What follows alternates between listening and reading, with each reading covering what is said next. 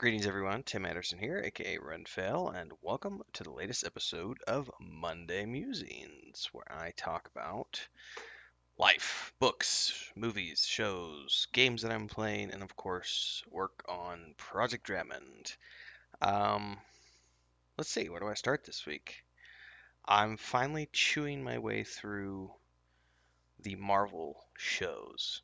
I just finished WandaVision last night and I watched the first episode of Falcon and the Winter Soldier.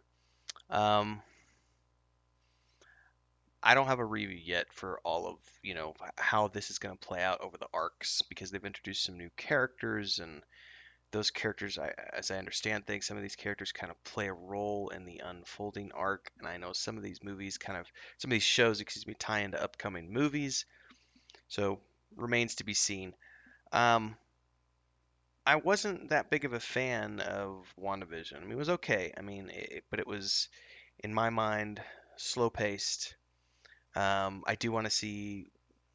Spoiler alert for anybody who hasn't watched it yet. I feel like I'm in the minority in that I didn't watch it when it came out. So, spoiler alert, you've been warned.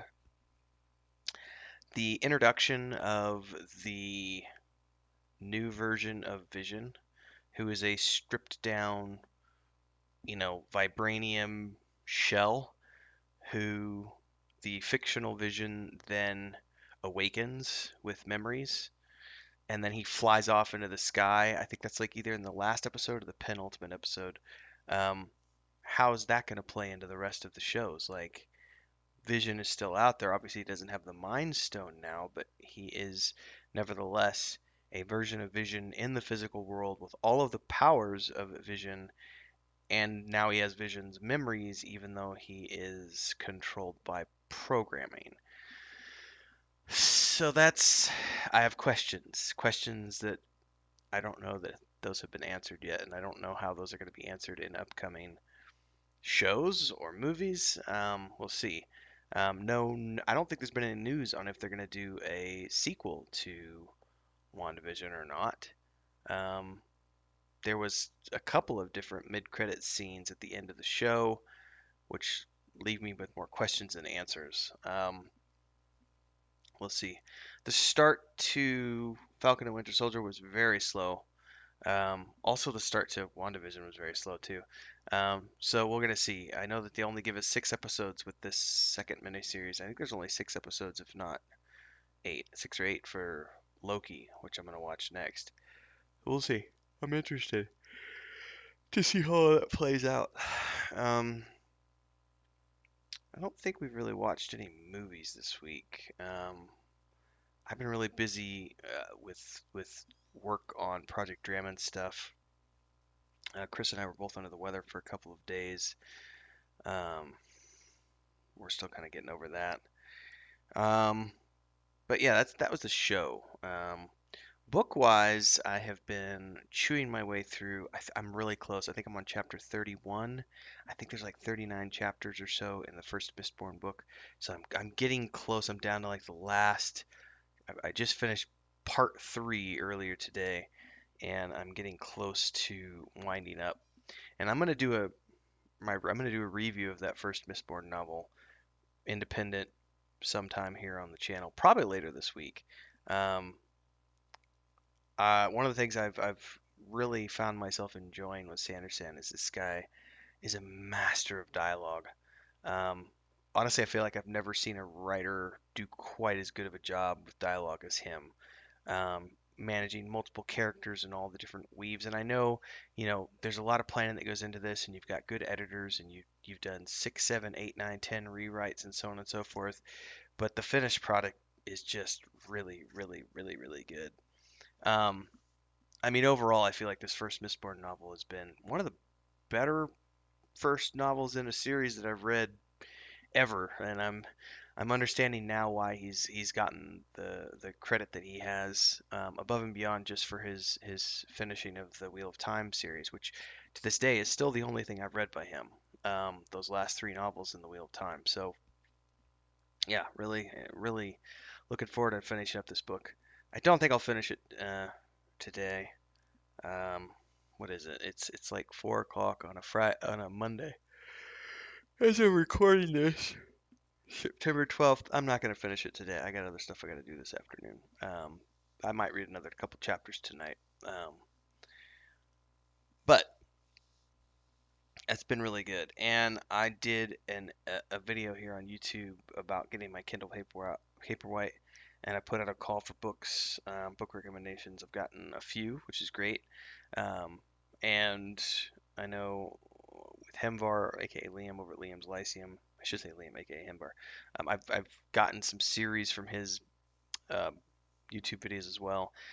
Um, it looks like I've got my winter set aside. What I'm probably going to do is take some of these series that I've never read before and then mix them in with some stuff that I love and haven't read in a long time.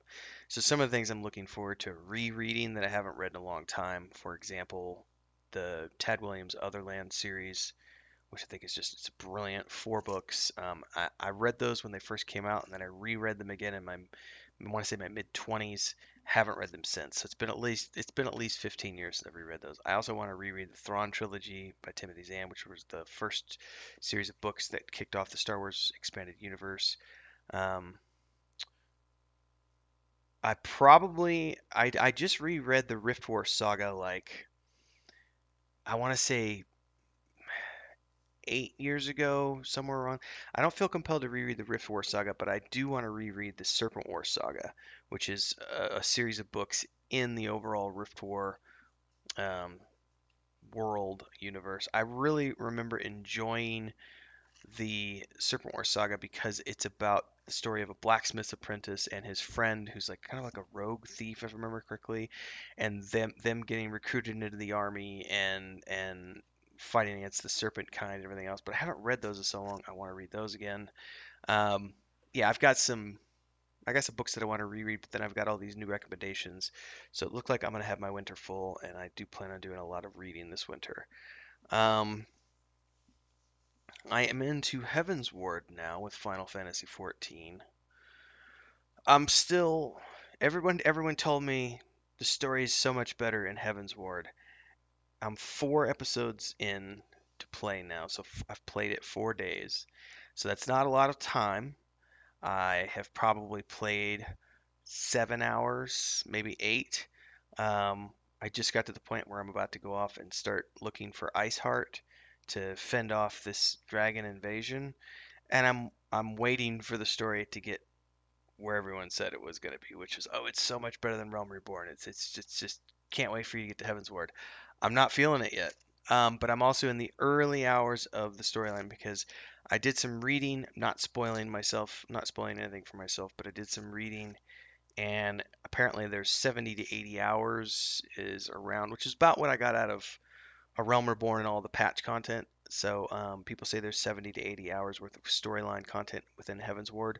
So I'm sitting here going, okay, I'm going to try not to be too harsh of a judge because I'm 7 hours in and I'm not feeling that the story is any better. I'm being sent around to do a lot of, silly quests that don't have anything to do with the main storyline. And I'm trying to preserve my judgment because, again, I am committed. I spent $60 to get all the expansions and, just subbed up for 90 days. So I'm committed to going through it and it is enjoyable. It's not that I'm not having fun. It's that it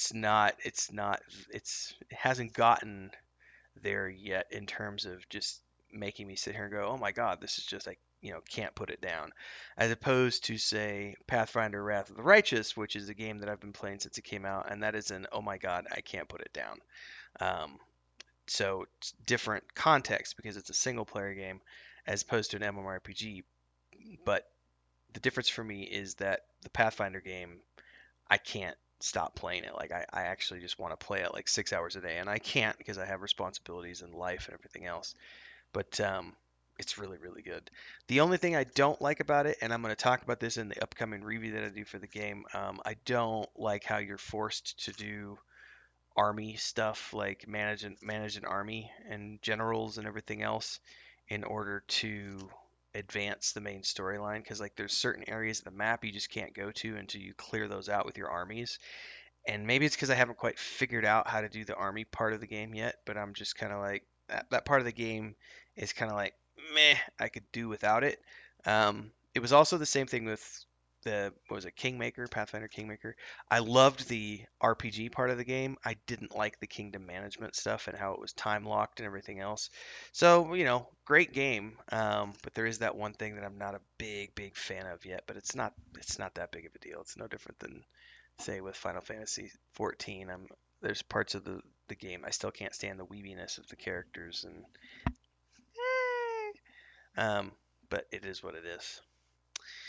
Um, oh, somebody's pinging me on Discord. Better go check what that is.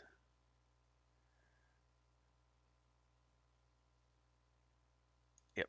All right. So, Project Dramond stuff for me is where my headspace is at mostly. Um, we wrapped up the final tabletop campaign on Wednesday night, and I turned around and I've started working on putting together the campaign module, um, which I've done quite a bit of work over that over the past few days. Took a day off today. Other than this morning, I got the update number 26 out for the point and click adventure game. But the module's coming together nicely, and it's pretty cool to be able to, when I was doing the overview for the uh, campaign module section, basically we have the overview. What is this module about? And then there is the what is the that's the background. Excuse me. What's the background? This is the city of Parthana where the adventure is taking place, and here's the political structure, and this is what's been going on and leading up to where we are today. And of course, this is a summarized version of the information that's found within the source book. And then I got into the overview section, which is breaking down the actual sections of the adventure from an overview standpoint, from a synopsis standpoint. And I basically just took each individual episode of the YouTube series and broke that down into a summarized section. And then when I dive into the sections and work on those individually, I'm working against the notes in my notebook as well as the stuff that we've pulled from the campaign, and all of that is going together to create this unique series of options that go above and beyond the notes that I wrote, and also above and beyond the things you see in the show, the playtest sessions, because there were options that the players didn't choose that are in my notes that are going into the module, and vice versa. So um, that's going to be the rest of my September and into October. I might. I told my brother, I was like, I might be able to get the rough draft done by the end of September, but I'm giving myself all of September and all of October to get that done. Um, Somewhere in here, we are on the lookout for a character artist, um, someone that we can work with to do character art for the different races and classes, as well as the covers of the book. So if you know anybody or you are somebody, don't forget to send us a message over in Discord. The link to our Discord is below, and in the announcement section is how you can. There's instructions there on how to get in touch with us to get us your information. Um, what else? Chris is working on concept art for the rest of the month. Hello.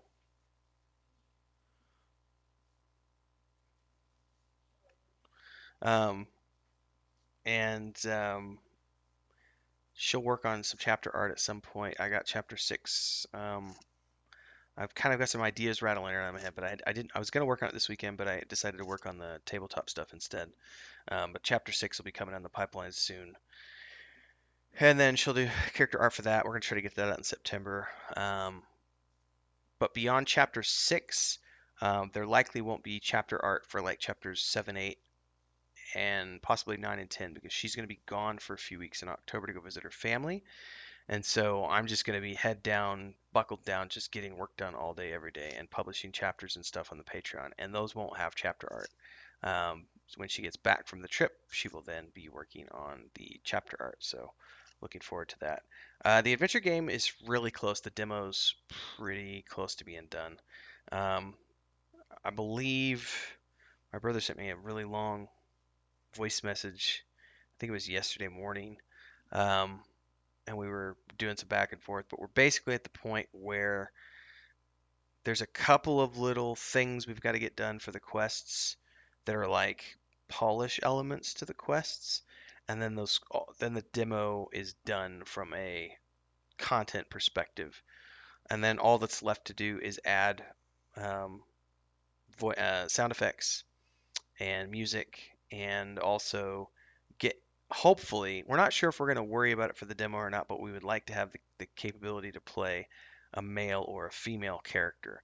Long term, that is the plan. I'm writing the dialogue from the perspective of a sexless character, so there's no when any NPC talks to the character, there is no dialogue that refers to them as a he or a she. It's always they, child, hey, my child, things of that nature. How are you doing this morning, my child? Things like that. My apprentice from the smith, because you're the smith's apprentice. Um, and We didn't want to have that distinction because when we come to the finalized version of the game, we do want players to be able to pick between a male and a female avatar and play through the game as they want. We're not exactly sure if we're going to have that in for the demo. We're going to wait and see if that's something, because that's a polish element for us. That's not a mandatory thing for the prototype. Um, if we can get it done, then great. But otherwise, we just got to get sound effects and music in, and then we're going to try to get some sort of an intro trailer put together for the in-game experience that when you load up the game for the first time. We'd like to have a flyover of that section of the village, and then um, some sort of text that explains the setting and everything else. But we're going to wait and see. I mean, there's still work to be done, but the idea is that as we get to the end of um, September, we should have most of that wrapped up, and then as soon as we get all the stuff back from the lawyer, which he's busy until early October. So we're just waiting on him to get some stuff taken care of. And once he's done with all that, we can actually launch all the websites, all the branding, and everything else, um, and launch the actual trailer for everything. And we're going to launch a trailer for the point and click adventure game and the demo. We're going to try to have all that ready so that when we launch the new social media channels, the new YouTube, and everything else, we'll be able to go straight into having a game trailer and the demo available on the website. People can go get it. Don't know where we're hosting it yet. I'm not touching Steam. I hate Steam.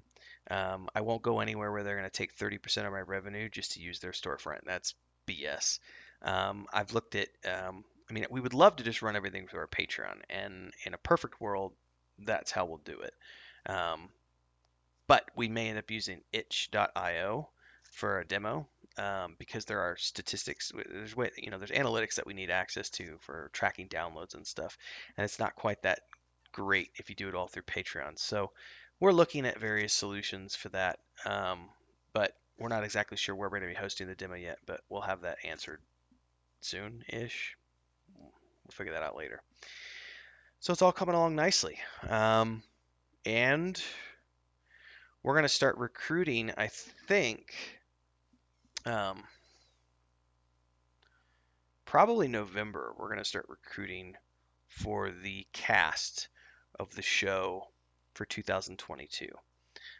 In a perfect world, we would launch the show in in January of 2022. It might be February or March.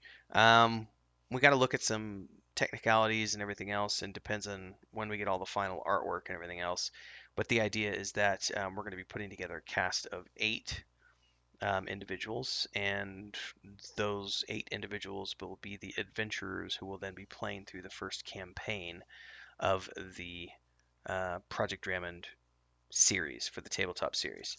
And we're going to be recruiting streamers and content creators who want to go on to help us make that into something successful.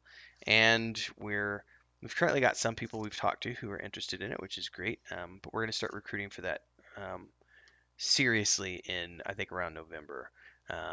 Over the holidays, and then we'd like to have everybody locked down by the end of the holidays so that we can roll right into it in January or February as soon as we get everything ready. And that's going to be fun because then we're going to go through and not gonna lie. I mean, I'm looking at what Critical Role did, and I'm saying, okay, what was their business approach? The difference between what we're doing and what they did is that we don't have a studio space, so we would all be doing it remotely, which is slightly different than having everybody in a physical space, but it can still be done. Um, and other than that, it would just be a matter of getting all of the um, overlays set up the way we want them. Probably use Roll20. We might use Foundry VTT. I'm not sure there's other solutions out there as well for virtual tabletops, but yeah, I'd like to get the cast moving along because in a perfect world it would be great. It would be great to have the cast finalized in at the end of December, and then starting in January we start doing the pre-production. So we start meeting the same time that we would meet for our regular sessions, and we start getting everybody familiar with the setting. Um, we get everybody's characters pre-designed so that we can have a really fun party. Everybody has plenty of time to create their backstories. Everybody can get familiar with the virtual tabletop setting, get used to each other, build up some camaraderie and everything else. And then by the time we're ready to actually start the show, we can then roll into that first episode. Everybody's already got their characters designed, everybody's got avatars drawn up, everybody's got the tokens that they want to use for the virtual tabletop. Everybody's got everything they would need to be able to play those characters through the campaign. And then we go into a year-long thing and see if we can't do something over the course of 50-ish episodes, the first campaign. We'll see. It's looking forward to it. We got a pretty good start already. The 6 sessions we just did were a great test of things, and we got a few more kinks to work out, but looking to come like it's coming along nicely. Uh, I think in terms of Mondays and MMORPGs, now that I'm done with the tabletop sessions, I think for now, going into the 4th season of Mondays and MMORPGs, I think I'm just gonna have it be me. And the reason for that is because I'm just gonna start covering news and things about MMORPGs from my perspective and have it be like a vodcast podcast. And um, probably have guests on once in a while, but I don't have the time or the energy to try to manage getting all the guests on the show right now because it's quite a lot of work to wrangle all the people because first you have to find the people who want to come guest on the show, and then you have to try to find time where everybody's schedules align when you've got multiple people doing it. I'm already doing the Looking for More show on Thursdays, so that takes up a chunk of my time on Thursdays. I don't have to plan anything for that, which is nice.